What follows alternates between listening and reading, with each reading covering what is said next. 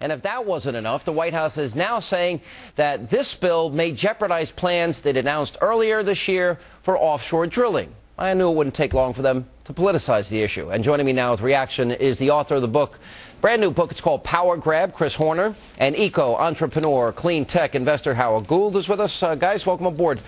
You know, back to this guy from the National Oceanic and Atmospheric Administration, because his comments are even more devastating than that.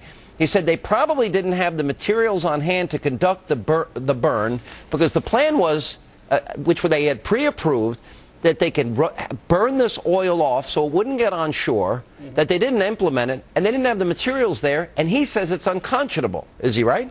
Well, I absolutely think that he's right. I think that probably the management of this had a lot to do with the fact that BP was not reviewed themselves, probably didn't know the result of the spill. So they didn't know how dramatic and how much was coming out. And I think that that's evident by the fact that they initially said it was 1,000 barrels, then 5,000. And now what they're saying is the Coast Guard Commandant came out and said that we could be talking almost to 100,000 barrels a day now leaking out of this thing. Well, which would make it... By no means are we near that number, but he's saying that is a possibility. Well, it's a possibility, but now is there still the potential that they can start burning? Chris, what are your thoughts?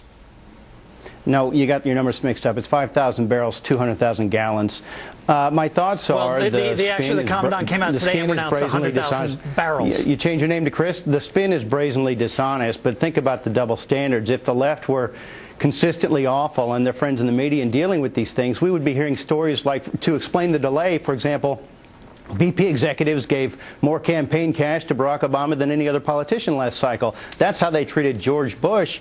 To explain the delay, they brought up profit all the time. And whatever Bush did, for example, they would be saying the green pressure groups, which insisted this not be burned off, of course, rake in more money the worse the environmental circumstances are. So the media and the left need to stay consistently good, as they are being on this one, and not attributing sinister motives to where there's incompetence or maybe just some politics like the energy bill you mentioned, Sean. They need some offshore language to get cap and trade. All right, but hang on a second. But Chris, more to the point, they were not on this from day one. And what we're discovering, Hot Air is reporting tonight, that literally the president received a pretty significant amount of donations from BP, and that BP regularly lobbies on Capitol Hill. They gave a massive $16 million to influence legislation just in 2009 alone.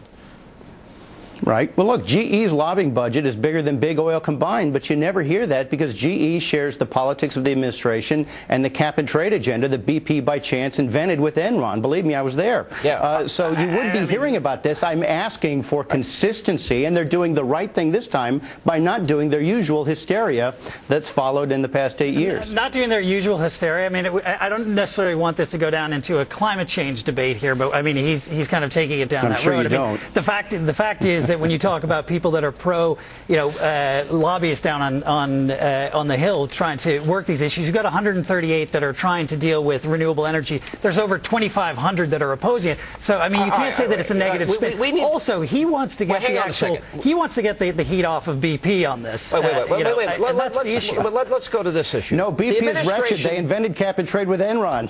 All right, the administration was not on this from day one, were they?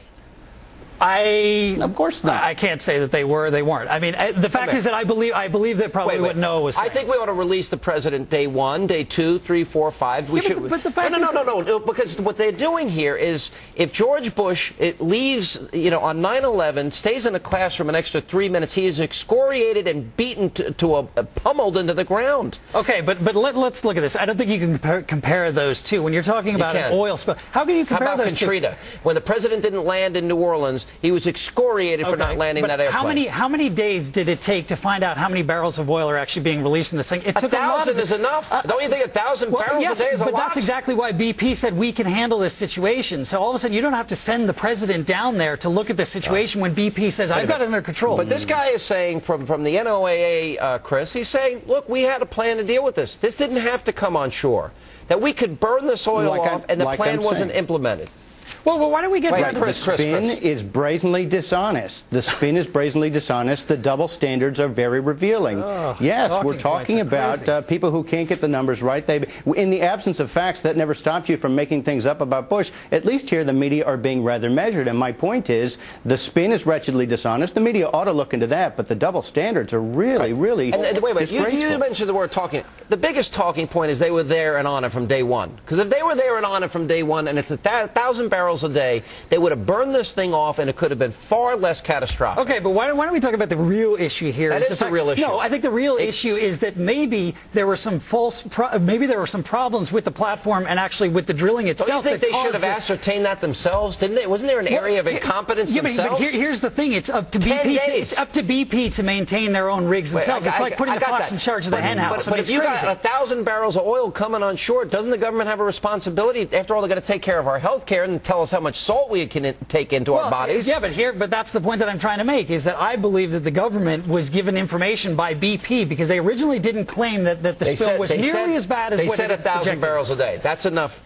You know, look, if they're going to tell me how much salt I can take in, they certainly should have at least looked into it. But I think it's funny that you're completely pointing the finger at him. I mean, you haven't even mentioned the fact that BP is at fault. 10 days, the government did nothing, but they claim they were there from day one. Okay. I want them to be honest with the American people. But then do a segment about the fact that something might have been wrong with the platform because BP didn't necessarily go through all the proper channels, and they didn't want to have to spend all the money. No, Sean, what we're asking for is the same story, and make sure we have the same story. Just say that Obama, the favored the candidate of BP, a massive campaign contributor, was treated very differently by the White House. Right. Let's just treat people the same. The media is being more responsible here. Let's have the left see if they can learn from this and just calm down a bit with their ridiculous charges. Hang on, we gotta run, guys. Good to see you both. Appreciate it.